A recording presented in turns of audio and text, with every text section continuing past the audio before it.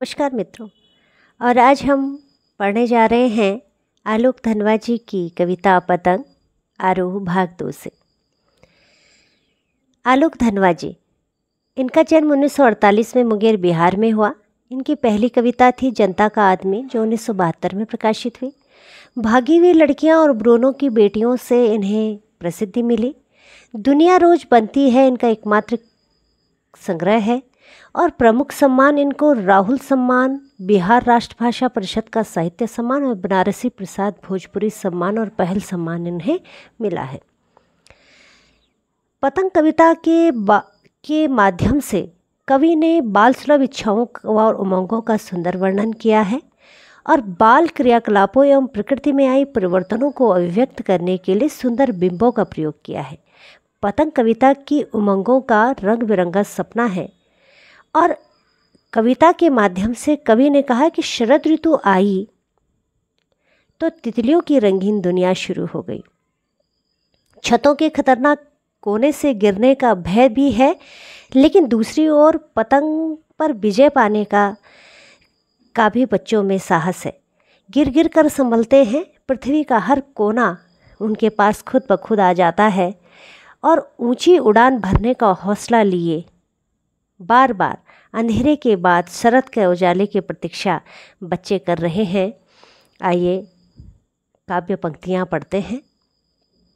सबसे तेज बौछारे गई भादो गया, सवेरा हुआ खरगोश की आँखों जैसा लाल सवेरा।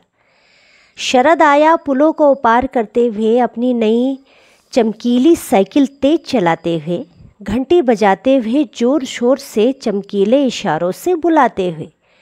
पतंग उड़ाने वाले बच्चों के झुंड को चमकीले इशारों से बुलाते हुए और आकाश को इतना मुलायम बनाते हुए कि पतंग ऊपर उठ सके। दुनिया की सबसे हल्की और रंगीन चीज़ उड़ सके, दुनिया का सबसे पतला कागज़ उड़ सके, बाँस की सबसे पतली कमानी उड़ सके, कि शुरू हो सके सीटियों, किलकारियों और तितलियों की इतनी नाजुक दुनिया। कवि कहते हैं कि वर्षा ऋतु के बाद जब शरद आया तो प्रकृति में जो बदलाव आए उसका जीवंत चित्रण यहाँ पर कवि ने किया है। प्रकृति के बदले रूप के साथ बच्चों का मन कुलाचे भरने लग जाता है।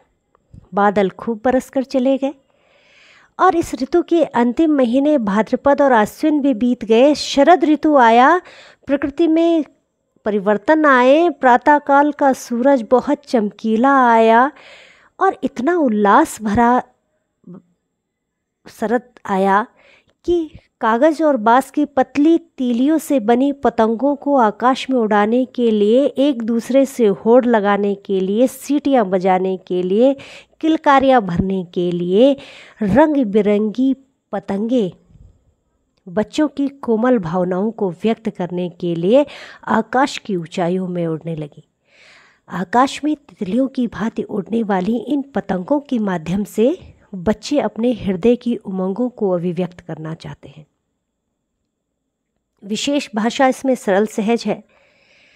खरगोश की आँखों जैसा लाल सवेरा में उपमा अलंकार है और शरद ऋतु का मानवीयकरण किया गया है। जन्म से ही वे अपने साथ लाते हैं कपास। पृथ्वी घूमती हुई आती है उनके बेचैन पैरों के पास। जब वे दौड़ते हैं बेसुध, छतों को भी नरम बनाते हुए, दिशाओं को मृदंग की तरह बजाते हुए, जब वे पेंग भरते हुए चले आते हैं डाल की तरह लचीले बेग से। अक्सर कवि ने बालक के मन की कोमलता और मधुर क्रियाकलापों का चित्रात्मक शैली में वर्णन इसमें किया है। कवि कहते हैं बच्चे जितने कोमल होते हैं उतनी ही उनकी भावनाएं कोमल होती हैं। वो ऊंची उड़ान रखने के लिए व्याकुल होते हैं। वे पूरी पृथ्वी पर अपना अधिकार जताते हुए दौड़ते हैं, छतों के कठोर किनारों पर दौड़ते हैं। उनकी किलकारियां दूर दूर तक गूंजती हैं। बच्चे एक तरफ वृक्षों की डाल की जैसे लचीलापन से उनकी तुलना की गई है और दूसरी तरफ बालक की बाल सुलभ चेष्टाओं को सहज जो अपनी ओर हमें आकर्षित करती हैं, उनको बड़ी सुंदरता से कवि ने यहाँ पर प्रस्तुत किया है। भाषा बहुत सरल सहज है। नवीन उपमानों का प्रयोग इसमें किया है। पतंग की उड़ान बाल मन की कोमल भावनाओं को सहज प्रकट करती है और बच्चों की किलकारियों को मृदंग से तुलना की गई है, जो एक सुंदर प्रयोग है।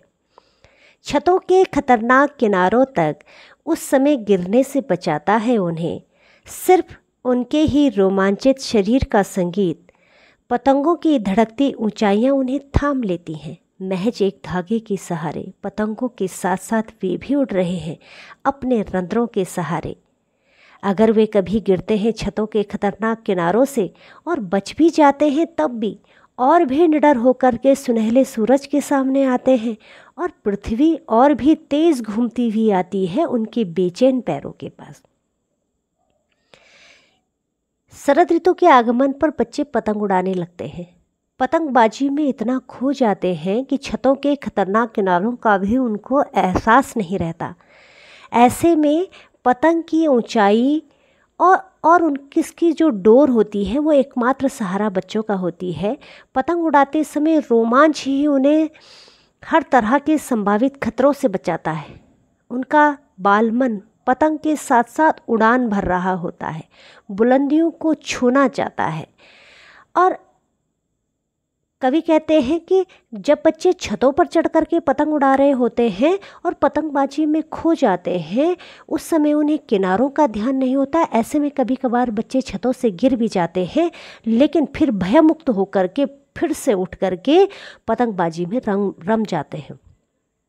शरद ऋतु की सुनहली धूप में अपनी कोमलता की उड़ान भरते हैं।